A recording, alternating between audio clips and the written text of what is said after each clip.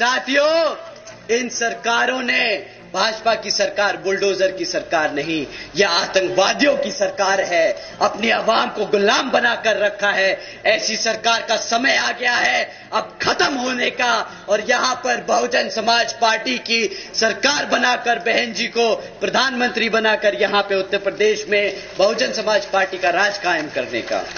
अगर हमारी बात थोड़ी ज्यादा छुप गई हो और इलेक्शन कमीशन को लगे कि हमें तालिबान नहीं बोलना चाहिए था या भाजपा को आतंकवादी नहीं बोलना चाहिए था, तो हम उनसे दरख्वास्त करेंगे कि यहां उतर के आके देखें और गांव-गांव में घूमें और पता करें कि यहां के जो बहन बेटियां हैं, जो हमारे युवा हैं, वो किस हालत में जी रहे हैं। वो खुद समझ जाएंगे कि जो हमने कहा वो गलत नहीं, वो सत्य है, वो सच है, वो हमारी आवाम आज जी रही है।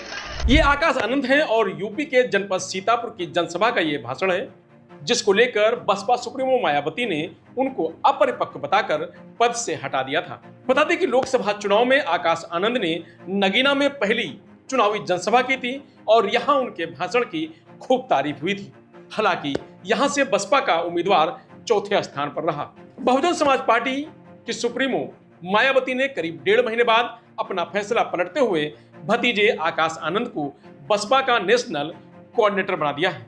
इस बार आकाश आनंद की ताकत भी दोगुनी कर दी गई है।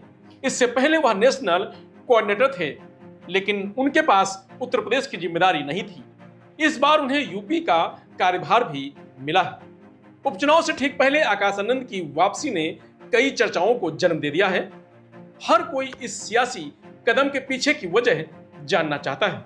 लोकसभा चुनाव के दौरान मायावती ने आकाश आनंद को अपरिपक्व बताकर पार्टी कोऑर्डिनेटर के साथ ही अपने उत्तराधिकारी के दायित्व से भी मुक्त कर दिया था। मायावती भांप चुकी थी कि यह चुनाव आकाश आनंद को लॉन्च करने का नहीं है, इसलिए बीच चुनाव से उन्हें बाहर कर दिया। शायद आकाश आनंद को लॉन्च करने की टाइमिंग ठीक नहीं थी, जिसे मायावती ने सुधार लिया। अब लग रहा है कि मायावती का आकाश आनंद को हटाना वो रणनीतिक फैसला था जिसमें आगे के हमले से भी 2 कदम पीछे चला जाता है। लोकसभा चुनाव के स्टार प्रचारकों में आकाश आनंद का भी नाम था और उन्होंने कुछ रैलियां भी की थी, लेकिन सीतापुर की चुनावी जनसभा के दौरान उनके विवादित बयान के बाद मायावती ने उन्हें हटाने का फैसला किया। उनकी रैलियों और जनसभाओं को भले ही चुनावी नतीजों पर असर ना दिखा हो, लेकिन बसपा पदाधिकारियों को उन्होंने खूब प्रभावित किया। चुनाव में हार की समीक्षा बैठक के दौरान मायावती से मिलने वाले अधिकतर पदाधिकारियों ने आकाश की वापसी की इच्छा जताई और जमकर तारीफ भी की। बीते रविवार को पहली समीक्षा बैठक में आकाश आनंद को आशीर्वाद देते हुए मायावती ने कहा कि अब से हर मीटिंग और हर फैसले में आकाश सबसे अहम भूमिका निभाएंगे और पार्टी नेताओं को उन्हें सहयोग करना होगा। मायावती ने कहा कि बहुत लोगों ने चुनाव के दौरान आकाश आनंद की मीटिंग में अनुशासनहीनता बरती है, लेकिन अब अनुशासन के साथ आना होगा। आने वाले उपचुनाव में भी पार्टी के अहम फैसलों में आकाश आनंद की भूमिका होगी।